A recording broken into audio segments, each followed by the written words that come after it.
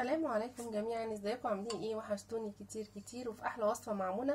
النهارده بقى يلا نعمل مع بعض اللحمه المفرومه الطريه اللي هي ممكن تستعمليها في حشوات او ممكن كمان انا اعملها بطريقتي انا. شوفوها بتبقى طريه قوي وحلوه قوي، كل بياكلها بيقولك حلوه، يعني الحشوه اللحمه دي حلوه. انا النهارده هعملها هناكلها مع رز الصراحه، فلان الواحد زهق من الاكل فقلنا تغيير ناكلها مع الرز، بتبقى اكله خفيفه وحلوه.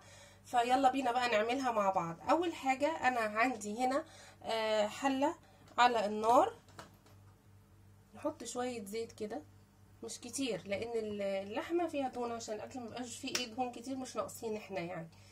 فهو شويه زيت اهو، واول ما الزيت يسخن هنزل بالبصله. طبعا المقادير بتاعتها هقولها لكم وانا بعملها لان هي مش محتاجه حاجات كتيره قوي، فهوريها لكم. هنزل بالبصل اهو، دول بصلتين متوسطين مش كبار قوي، وهبدا اشوح اهو البصله بتاعتي ونشوحها.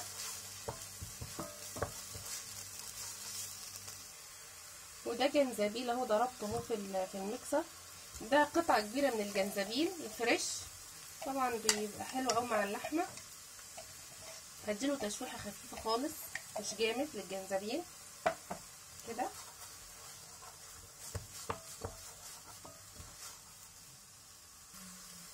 انزل بقى باللحمه اهو، ده كيلو لحمه مفرومه كده.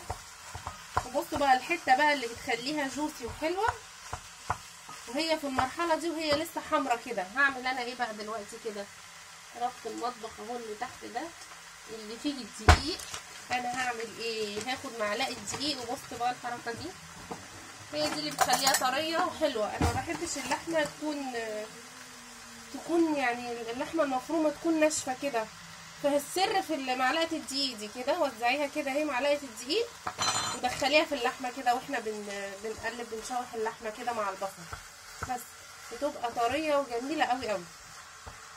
طبعا البهارات هحط لسه ما حطيتش، ندخلها كده. شايفين الحركه دي؟ بس الدقيق بيطري اللحمه قوي، يخلي قوامها طري وحلو. معلقه كبيره مليانه. اوكي، البهارات بقى تتحمص معاها. بحب احط كزبره ناشفه اهي، دي حوالي معلقه صغيره كزبره ناشفه. برضو القرفه مع الجنزبيل برضو بيدي شغل جامد قوي. هنحط اهي القرفه دي حوالي ربع معلقه اهي من القرفه. بصوا بالغطيان على طول بتاعه التوابل، انا ما عنديش وقت، بسرعه كده واقلب. بس المهم في الاخر ان الاكل يطلع طعمه حلو، صح برضو اهو. بجي القرفه واقلب الله على الريحه، ونحط بقى السبع بهارات عشان تتشوح معاها تتحمص. حوالي معلقه برضو صغيره سبع بهارات.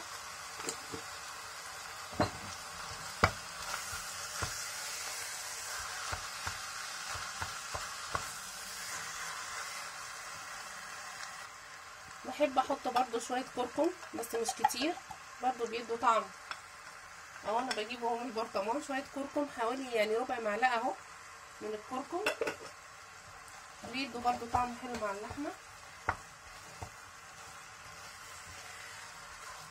الفلفل الاسود طبعا اللي هو زعيم التوابل كلها، شويه من الفلفل الاسود كده، حوالي معلقه صغيره ممسوحه.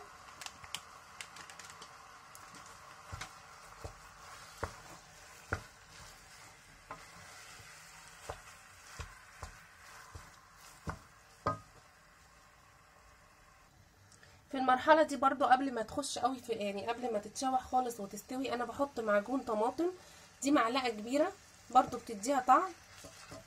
معلقه ومعلقه كمان، يعني معلقتين من معجون الطماطم او الصلصه اهي كده. ونفضل بقى نقلب فيها كده لحد لما تاخد اللون اللي تتشوح كلها، تبقى واخده زي اللون اللي هو زي الرمادي ده اللي انتوا شايفينه ده، يعني متبقاش فيه لحمه حمراء. وانا بشوح فيها النار تبقى عاليه بس دايما ايدي فيها مستمريه بالتقليب عشان ما تنشفش مني. وبعدين هنهدي النار لما كلها تتشوح بس ببعض كده، نحس ان مفيش لحمه حمراء. بقى الملح، طبعا الملح انا حطيته بعد لما بدات هي تتشوح معايا عشان يخلي ايه، الملح لما بيتحط واللحمه بتبقى نيه مش بيخليها تستوي بسرعه. على فكره اعرفوا المعلومه دي.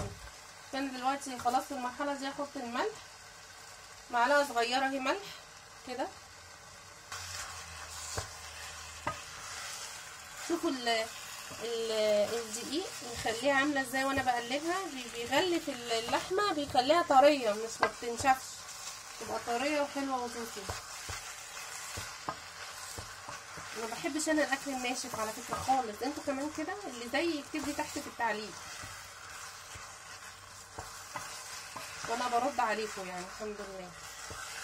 واللي لو ما ردتش مثلا ساعات اللي بتبقى التعليقات كتير كده، افضل اكتبوا تاني برضه في الاخر هرد. هنزل بالميه، كوبايه ميه اهو او فنجان ميه. وانا وطيت بقى، انا في المرحله دي قلت ايه وطوا خلاص، خدت اللون ده كله ما بقاش فيه لحمه حمراء اوطي.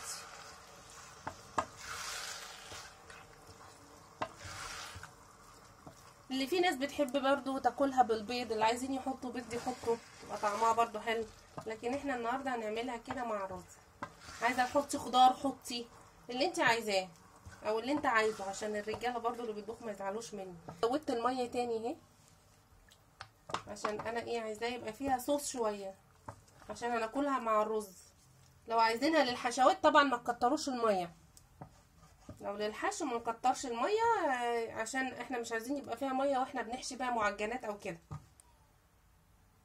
اهي غطيتها اهي وبوطي عليها خالص هي تستوي براحتها واوريها لكم لما تخلص. شوفوا بقى هي خلصت اهي، بصوا قوامها، بصوا بتبقى عامله ازاي اهي، بصوا تبقى طريه خالص يعني وجوسي بسبب ايه معلقه الكبيره الدقيق اللي انا وريتها لكم دي. انتوا كمان جربوها تعجبكم قوي قوي. ما تنسوش لايك وتشتركوا في القناه عشان يوصلكوا كل جديد. في حفظ الله، مع السلامه.